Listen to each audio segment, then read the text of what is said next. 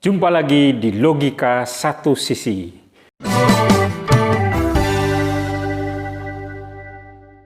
Bagian ke-7 dari edisi Merdeka Belajar kali ini kita akan berbicara tentang outing class.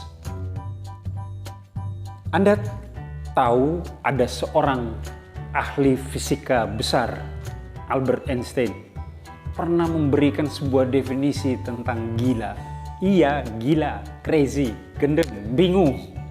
Menurutnya, gila itu adalah melakukan hal yang sama tapi mengharapkan hasil yang berbeda. Jadi, orang gila itu adalah orang yang terus-menerus melakukan hal yang sama tetapi selalu berharap agar hasilnya beda. Artinya, kalau Anda ingin mendapatkan hasil yang berbeda, Anda harus menggunakan cara yang berbeda pula. Harus mengubah cara. Sejalan dengan prinsip ini, Mendikbud Nadiem Makarim meluncurkan program Merdeka Belajar yang pada esensinya adalah merdeka untuk berpikir.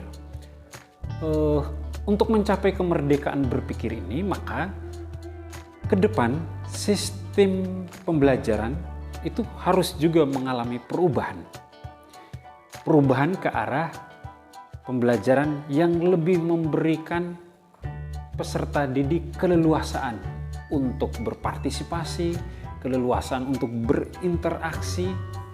Nah, salah satu cara atau salah satu bentuk atau sistem pembelajaran yang bisa digunakan adalah pembelajaran di luar kelas atau outing class.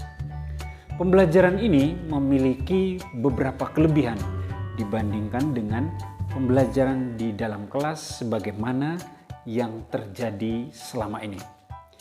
Di luar kelas, nuansa pembelajarannya akan terasa lebih nyaman, lepas dari formalitas dan kekakuan sebagaimana yang terjadi di dalam kelas.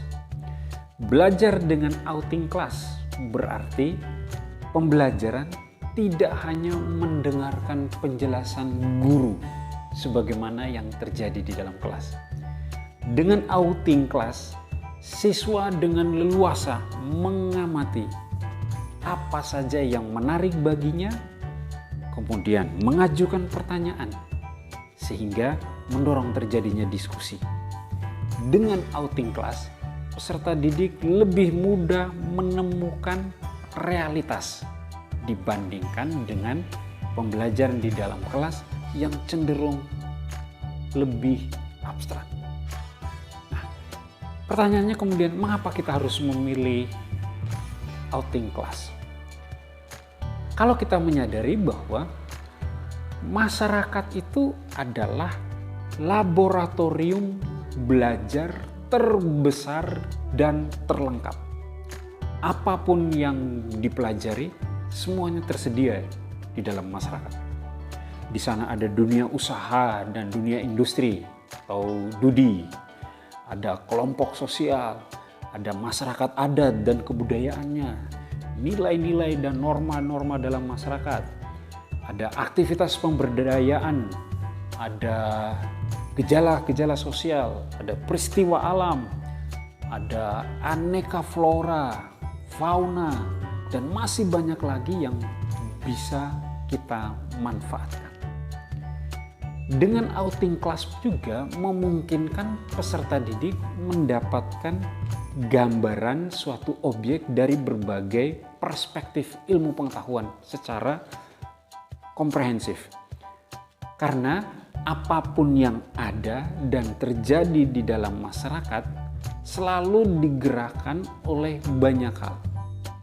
Misalnya ketika kita ke pasar, di sana ada aktivitas ekonomi. Bagaimana barang-barang itu diproduksi, bagaimana orang mencatat pengeluaran.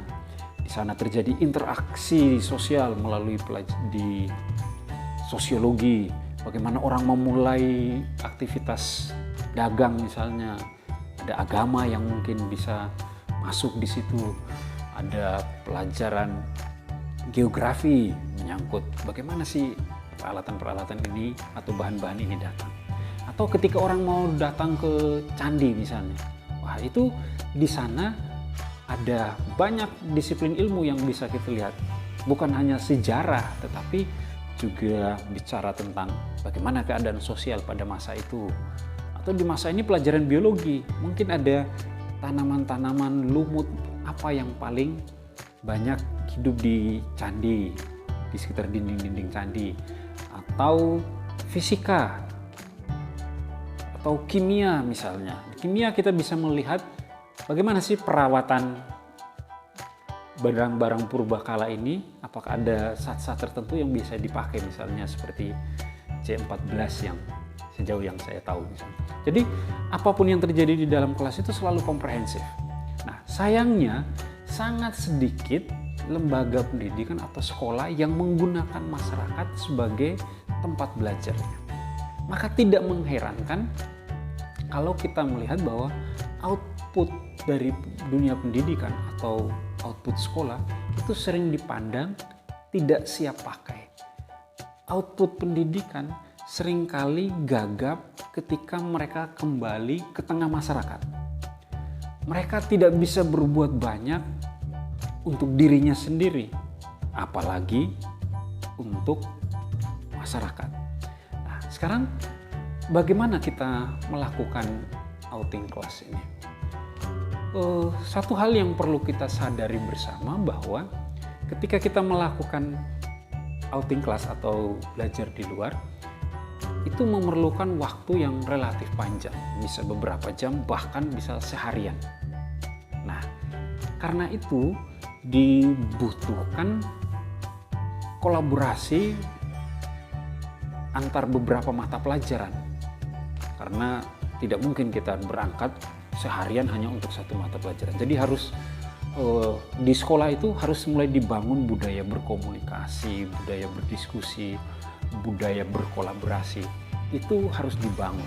Nah, di awal tahun pelajaran, para guru dari berbagai disiplin ilmu seyogyanya berdiskusi, berkolaborasi, berkomunikasi secara baik untuk memetakan, melihat kemudian memetakan peluang KD-KD yang atau kompetensi dasar yang bisa berkolaborasi. Pada saat itu sekaligus menyiapkan berbagai lembar kerja atau lembar pengamatan, kemudian perencanaan waktu pelaksanaan, pembiayaan, pelaksananya siapa. Nah, saya sendiri berdasarkan pengalaman sangat menganjurkan supaya pelaksananya itu adalah para peserta didik di bawah pendampingan guru. Biarlah peserta didik yang mengatur hal-hal yang terkait dengan akomodasi. Bagaimana konsumsi, transportasi, jadwal makannya misalnya di mana, itu semua mereka yang mengatur. Dan itu menjadi sebuah pelajaran yang sangat bagus bagaimana mereka melatih untuk menjadi event organizer, menyangkut suatu perjalanan study tour misalnya. Di situ peserta didik akan belajar untuk bagaimana berpikir kritis, kreatif, berkolaborasi, berkomunikasi, mengevaluasi. Di situ semua terjadi. Jadi saya sangat mendorong untuk para guru menggunakan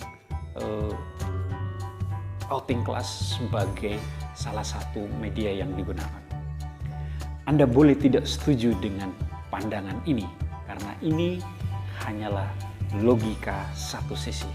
Namun kita semua tentu sepakat, aktivitas pembelajaran akan mencapai hasil yang optimal bila peserta didik menikmati seluruh proses pembelajaran dengan gembira. Outing class bisa memberikan itu kepada peserta didik maupun guru. Cogito ergo sum. Aku ada karena aku berpikir. Sampai jumpa.